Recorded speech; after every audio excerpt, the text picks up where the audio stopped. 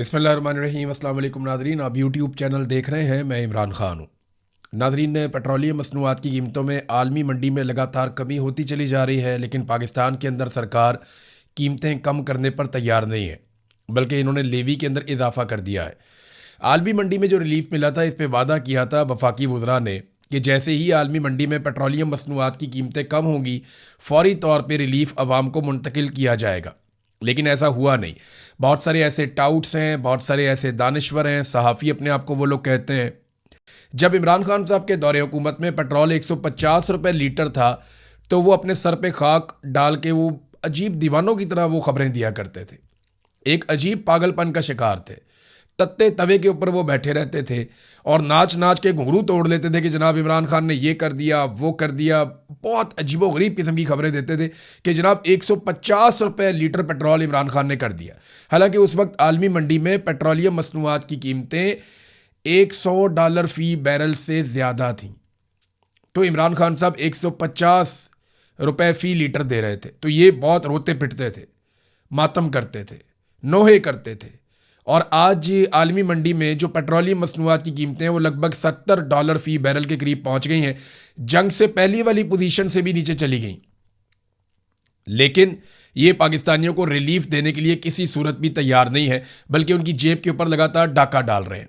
एक बड़ी अजीब चीज़ मैं आपको बताता हूँ। पूरी दुनिया में जो जहाज़ों में इस्तेमाल होने वाला तेल होता है वो काफ़ी रिफाइंड तेल, बड़ा शानदार पेट्रोल होता है जो जहाज़ों में इस्तेमाल होता है, उसे जेट फ्यूल कहते हैं। बड़ा आला क्वालिटी का बहुत शानदार तेल होता है, जेट फ्यूल उसे कहते हैं। क्योंकि जहाज़ के इंजन के साथ आप तजुर्बा नहीं कर सकते ना, वो तो कई हज़ार फुट की बुलंदी के ऊपर उड़ रहा होता है। लिहाजा जेट फ्यूल पूरी दुनिया में एक महंगा फ्यूल है। आप अमेरिका में चले जाएं तो आपको बहुत महंगा मिलता है, आम फ्यूल आपको सस्ता मिलता है। यूरोप में चले जाएं, आप इंडिया में देख लें, बांग्लादेश में देख लें, दुनिया के किसी भी मुल्क का आप नाम लीजिए तो जेट फ्यूल महंगा होता है, आम आदमी का फ्यूल सस्ता होता है। लेकिन पाकिस्तान एक ऐसा अजीब मुल्क है जहां पे जेट फ्यूल को बार बार सस्ता किया जा रहा है, क्योंकि माफियाज जो हैं वो अब एयरलाइंस के मालिक हैं। पाकिस्तान एयरलाइन, जिसे PIA आप कहते हैं, अब पाकिस्तान एयरलाइन नहीं बल्कि अब तो प्राइवेट एयरलाइन है, P से प्राइवेट अब आप उसे कर लें। तो जो पाकिस्तान एयरलाइन है वो भी फौजी फाउंडेशन को दी गई है, उनके साथ और भी दीगर पार्टनर्स हैं। और जब से इनको ये दी गई है तब से उनके ऊपर अनायतें और नवाजिशें जारी हैं। 15 साल के टैक्स की छूट की भी एक आपको पता है मंजूरी दी जा रही है, उसके ऊपर खबरें भी आ चुकी हैं। और इसके अलावा अब रोज़ाना की बुनियाद के ऊपर जेट फ्यूल को सस्ता कर दिया जाता है। पाकिस्तान एक ऐसा मुल्क है जहाँ पे मोटरसाइकिल में डालने वाला जो पेट्रोल है वो 1 लीटर आपको मिलता है 300 रुपये का, जबकि जो जेट फ्यूल है वो आपको मिलता है 231 रुपये का। अगर आपके पास एक तैयारा है, एक जहाज़ है, तो आपको सस्ता फ्यूल मिलेगा। लेकिन अगर आपके पास एक मोटरसाइकिल है तो फिर आपको महंगा फ्यूल मिलेगा। ये नाज़रीन पाकिस्तान में सूरत हाल है। अभी मज़ीद सस्ता कर दिया, यानी 7 रुपये 15 पैसे की मज़ीद कमी कर दी है, जबकि लेवी के अंदर इजाफा कर दिया मौजूदा हुकूमत ने। अच्छा, दावे ये करते हैं कि हमने तो आवाम को रिलीफ दिया है। तो इस पर किस्मत खान साहब ने बड़ी अच्छी एक रिसर्च निकाली है। ओवरऑल ये फैक्ट्स हैं जो हुकूमत के अपने आदादोशुमार हैं। हुकूमती आदादोशुमार बताते हैं कि जब इन्होंने पेट्रोल की कीमतें बढ़ाई थी तो यकमुश्त 2 अप्रैल को इन्होंने जो कीमतें बढ़ाई थी उसमें जो इजाफा किया, डीजल की कीमत में 184 रुपये 49 पैसे का इजाफा एकदम कर दिया था और 520 रुपये 35 पैसे पे ये डीजल को ले गए थे। जब बढ़ानी थी तो ऐसे बढ़ा रहे थे। और जब पेट्रोल का इजाफा किया उसी दिन तो 137 रुपये 24 पैसे का इजाफा करके 458 रुपये 41 पैसे फी लीटर पे इन्होंने पहुंचा दिया था। हालांकि पूरी दुनिया में कहीं ऐसा नहीं हुआ था। उस वक्त ये इजाफा रोक सकते थे। कैसे रोक सकते थे, मैं आपको अदादो शुमार के साथ बताता हूं। हुआ यह कि हुकूमत ने एक टारगेट सेट किया था कि हमने अवाम से इतनी लेवी इकट्ठी करनी है, क्योंकि देखिए पाकिस्तान में कारोबारी जिंदगी चल नहीं रहा, सरमायाकारी आ नहीं रही, कोई सरमाया लाने को तैयार नहीं है, जो लेकर आता है वो महफूज नहीं है। तो फिर आपको पेट्रोल के ऊपर लेवी लगानी पड़ती है, बिजली का यूनिट महंगा करना पड़ता है, लोग 1 यूनिट इस्तेमाल करें तो 4 यूनिट का बिल देना पड़ता है, आपको गैस महंगी करनी पड़ती है। ये सारा कुछ मियाँ नवाज शरीफ, शहबाज शरीफ और आसिफ जरदारी पीपल्स पार्टी और परवेज मुशर्रफ का किया धरा, जिन्होंने बड़े खौफनाक किस्म के IPPs पाकिस्तान में लगा दिए थे। अब मामला ये है कि जो 12 महीने का हदफ था इनका, जो लेवी इन्होंने इकट्ठी करनी थी, वो इन्होंने 1 महीना पहले ही पूरा कर दिया था हदफ। यानी इन्होंने जितनी लेवी इकट्ठी करनी थी वो कौम से पहले ही इकट्ठी कर ली थी। अगर ये लोग चाहते तो ये तेल सस्ता कर सकते थे और लेवी को सिफर कर सकते थे, मगर इन्होंने लेवी को सिफर नहीं किया, बल्कि कौम के ऊपर बोझ डाल कर रखा। अभी इस वक्त भी जो लेवी का बोझ है वो बहुत ज़्यादा है जो कौम उठा रही है। यानी जो 150 रुपए का लीटर इमरान खान देता था वो महंगा था, और आज ये बेशर्म कहते हैं कि 300 रुपए का भी महंगा नहीं है।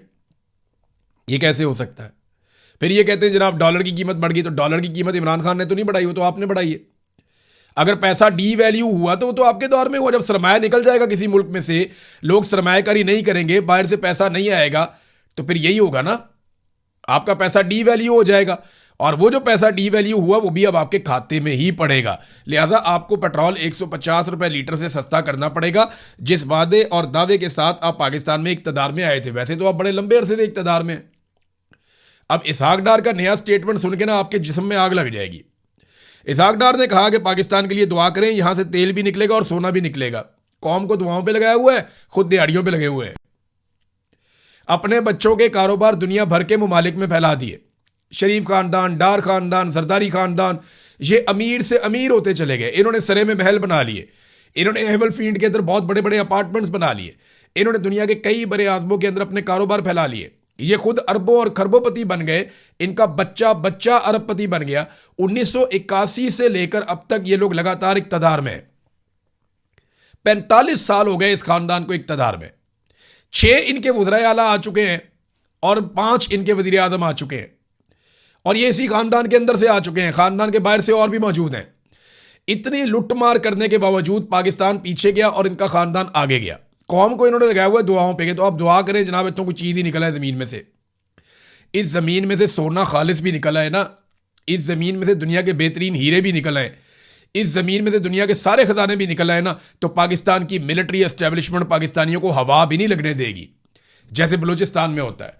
बलूचिस्तान में ऐसे मादनियात निकल रही हैं, कबायली इलाकों में ऐसे मादनियात निकल रही हैं, हर चीज़ के ऊपर हमला हो सकता है, मादनियात पे हमला नहीं होता। मादनियात को पूरी सिक्योरिटी के अंदर निकाला जाता है और अपने आकाओं को बेचा जाता है। वो पैसा कहाँ जा रहा है, कोई देगा जवाब? स्मगलिंग का पैसा कहाँ जा रहा है, कोई देगा जवाब? ये जितनी यहाँ पे मंशियात लगाई जा रही है पाकिस्तान में, बलूचिस्तान में और खैबर पख्तूनख्वा के कबायली इलाकों में, वो कौन लगवा रहा है? उसकी ट्रांसपोर्टेशन कैसे होती है? वो बरामचा की मंडी तक कैसे जाती है, जहाँ पे जाके मंशियात के अंदर बाकायदा प्रोसेसिंग होती है? वहाँ से निकल के पूरी दुनिया में कैसे फैलती है? हवाई अड्डों से कैसे वो जाती है दूसरी दुनिया के अंदर? समुद्री रस्तों से वो कैसे जाती है?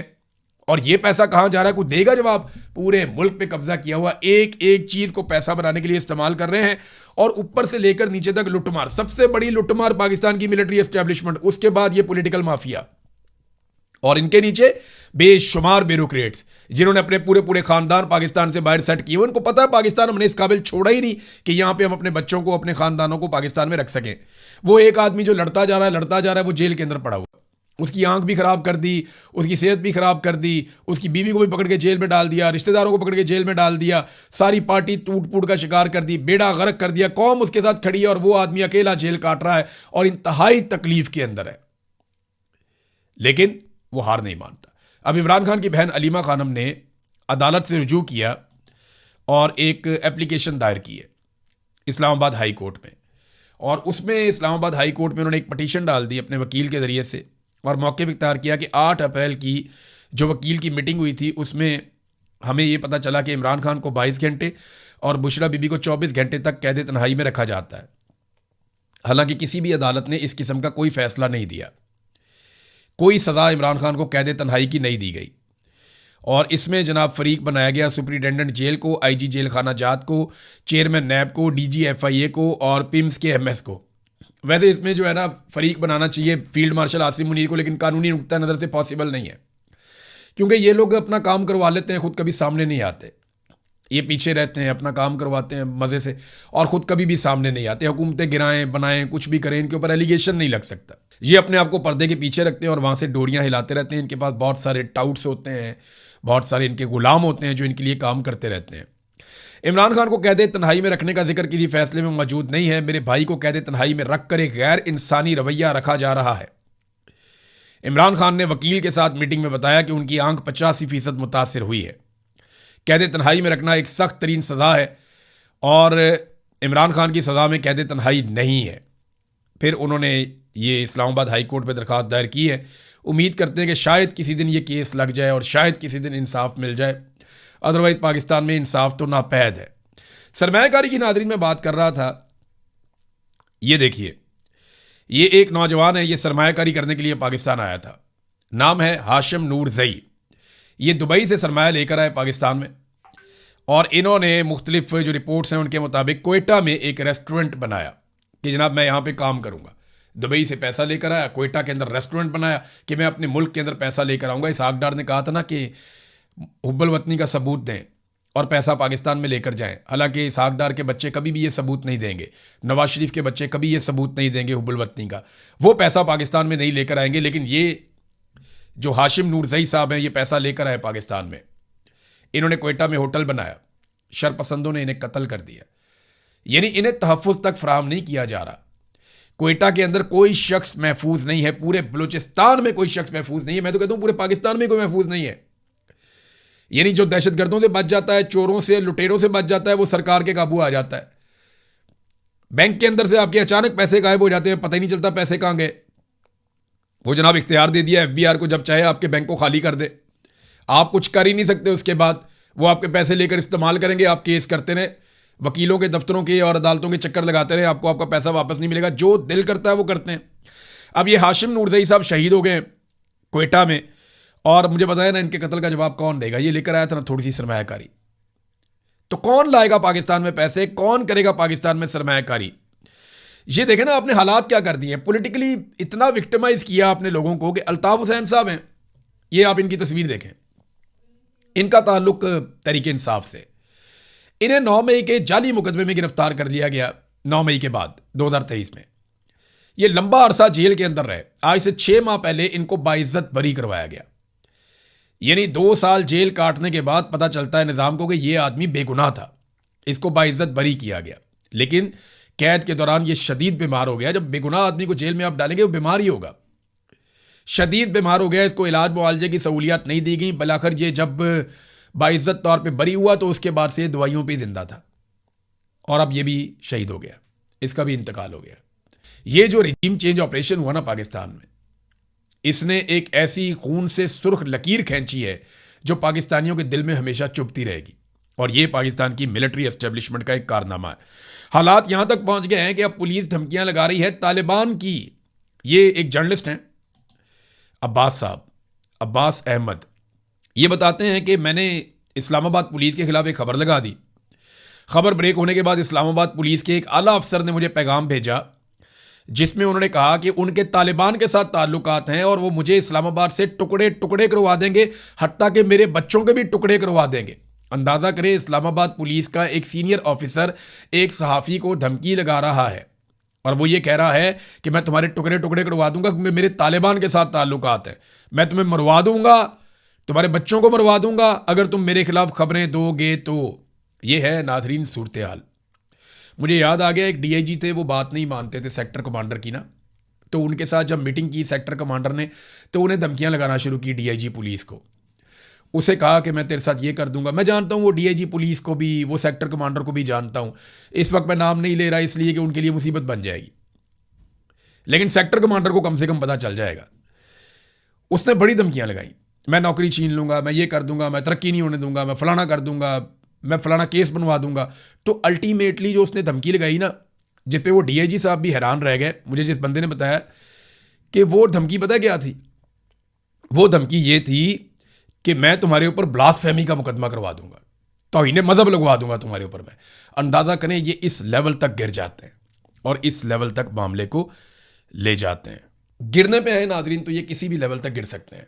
मिसाल के तौर पे पंजाब हुकूमत एक नया कानून लेकर आ रही है, आप सर पकड़ के बैठ जाएंगे, पूरी दुनिया में आप किसी को सुनाएंगे, लोग इनको जुतियां मारेंगे, लित्तर मारेंगे लोग इनको कि बेशर्मो, ये किस किस्म का कानून तुम लेकर आ रहे हो, कोई इंसानियत है तुम्हारे अंदर या नहीं है।